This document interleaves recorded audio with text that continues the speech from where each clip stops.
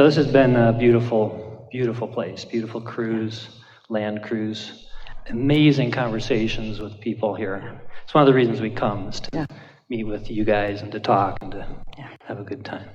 Co-creating at its best. Yes, it doesn't get better.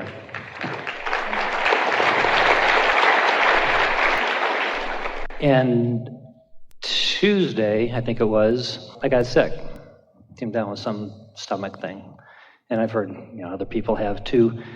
But it's not the first cruise. We've done a lot of these cruises. Not the first time this has happened. And I understand there's an extremeness with the contrast. Extreme high can potentially cause the extreme low. But I don't want to do that again. I'd kind of like the next time to be, pre-pave it better, or whatever it is that I'm maybe stuck on that you can help me to work through. Well, the thing about that is looking back at something unpleasant only causes a dampening of your vibration now.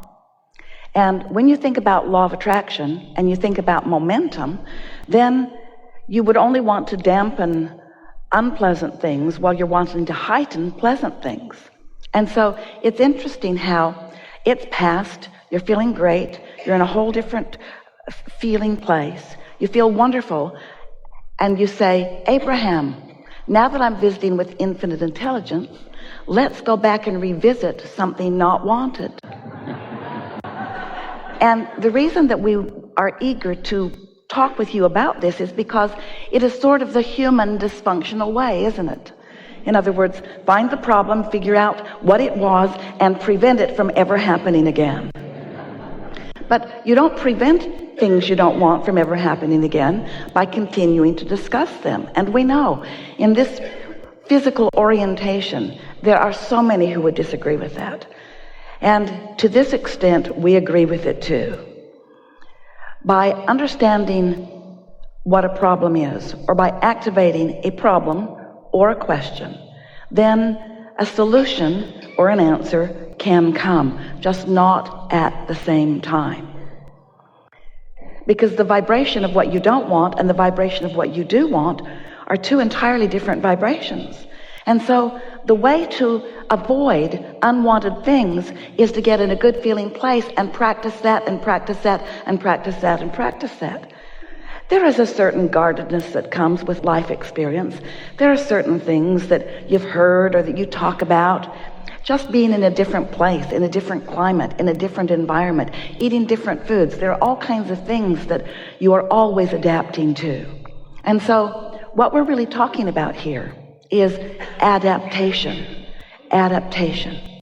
And the thing that we are wanting to assist all of you, you've heard it again and again, and as you listen back to the recordings of this wonderful unfolding, you're going to see or hear or acknowledge or witness a consistent theme, which is practice the vibration of wanted and let the vibration of unwanted die of its own natural death.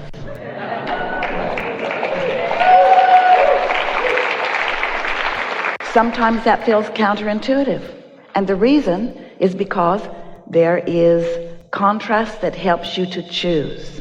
And sometimes without meaning to, you choose something unwanted. And that's why you want to ask this question, because you get law of attraction and you understand that you are the creator of your own reality. And you understand that all of your power is in the present. And so when you've just lived through something unwanted, we can really understand why you'd want to know, what did I do that caused that to be? Because I don't want to repeat that. And we say, and yet talking about it is holding the vibration active and is making it more likely that you will repeat it. You said, I've lived that before, I don't want to ever live it again. And we say, why not stand in a more relaxed stance, a general stance, which is what you always want to do when you're wanting to bridge or mold beliefs. Just stand in a more general place and say things to yourself such as, that's a rare thing with me.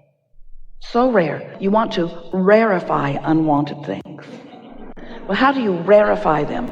Well, talking about using the word rare instead of common sounds like it would cause it to be less.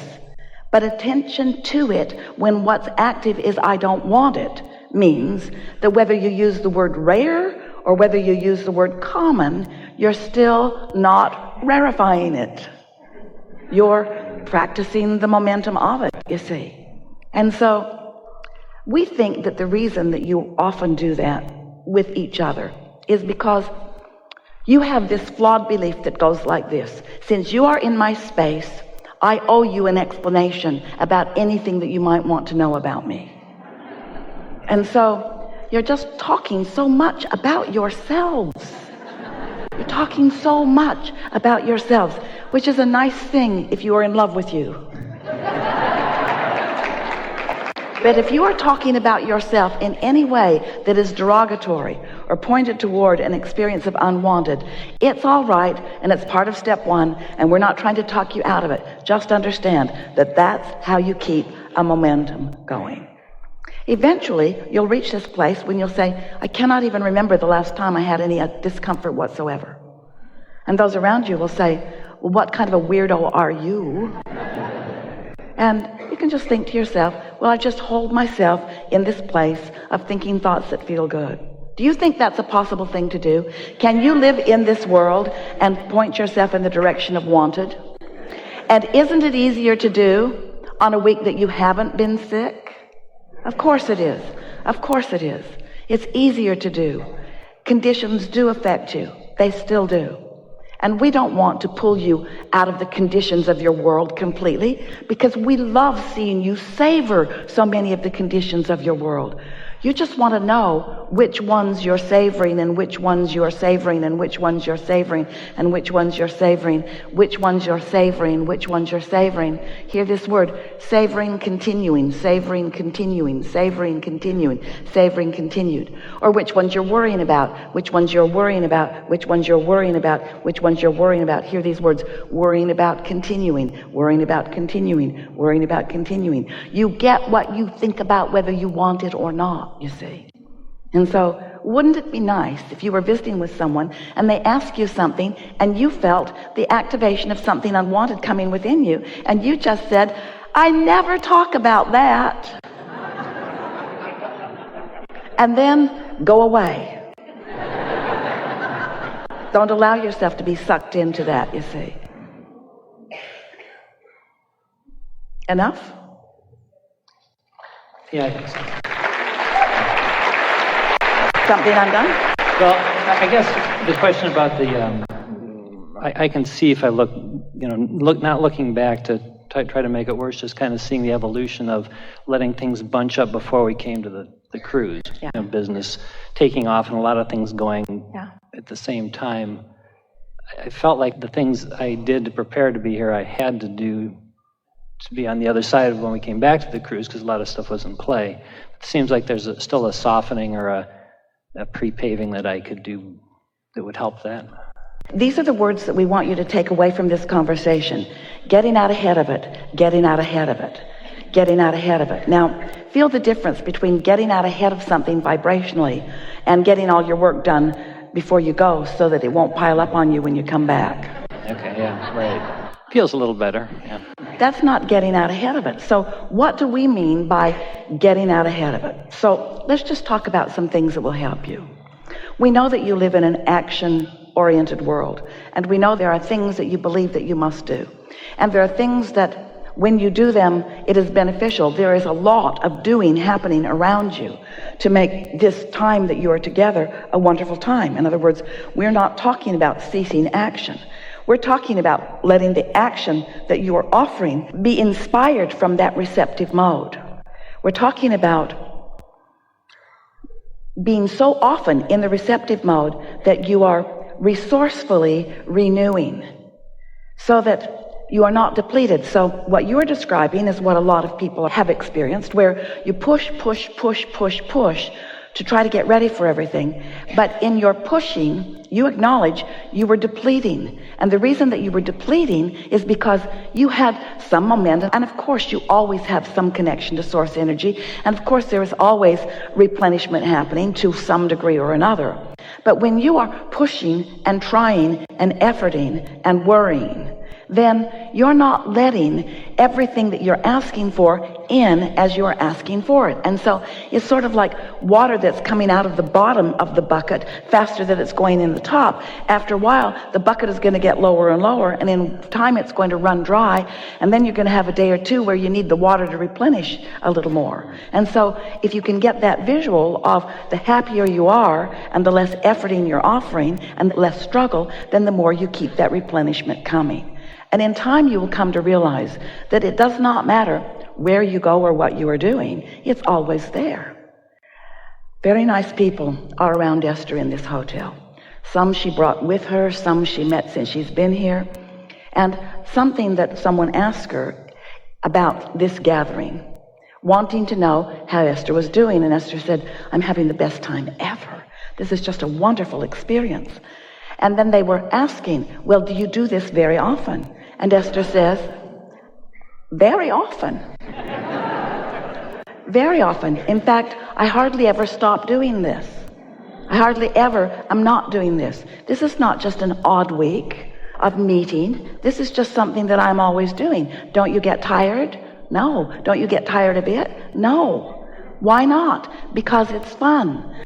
Really, why not? Because I'm in the replenishing mode. In other words, you do not have to ever be depleted. You have access to source energy that is constantly streaming through you. But you have to be in this place where more often than not, you are allowing it to flow. And so you can't just plan a vacation and go have a good time.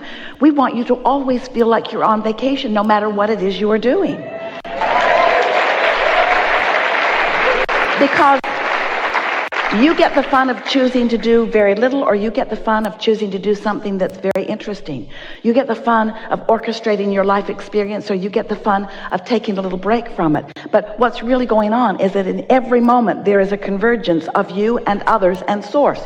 And it's always the same. In every moment there's a convergence of you and others and source. In every moment there's a convergence of you and others and source. And so as you accept that this is your life, that this is who you are, that you always have this convergence, and you can be open to it or closed to it, but you're really wanting to pace yourself in a way. And by getting out ahead of it, you know what we mean, don't you? We mean, if you could stop the struggle about anything today, you can't. But if you could, you'd get out ahead of everything. And so the things that you want to say to yourself is, be easy about this. It's all right. Things are taking care of themselves. I've done really well. My vortex is full. Nothing that I really need to do here. Nothing that I really need to do here. Everything that is important will take care of itself. The orchestration is underway. Everything that is important is taking care of itself. I'm just molded into place. I can take care of this in lots of different ways. In other words, talk yourself into a place of feeling ease about your life under any and all conditions. That's really the benefit of a week like this. Because while there is some contrast, it is hotter than you really want it to be. And there are some things that are not exactly as you want them to be. But there are more things as you want them to be than you normally experience. And this is the perfect environment in which to acknowledge the power of your creation and your ability to create week after week after week after week after week after week after week of moving from joy to interest to calm to excitement to enthusiasm to peacefulness to interest to calm. You see what we're getting at? You don't have to dip. Your contrast can move from that calm place of satisfaction and comfort and contentment all the way into ecstasy and enthusiasm. And you don't have to dip into those lower vibrations of overwhelmment and blame and guilt and despair. You never have to go there again. You never have to go there again. You've sifted through the contrast enough and you've created enough that you can ride high on this energy. And it's time for you to do that. Your inner being is aware of you and right there with you, feeding you thoughts of appreciation and pleasure all day, every day. Why not tune into that? Why not that be the receptive mode as you are meeting with others and source and ideas. You see?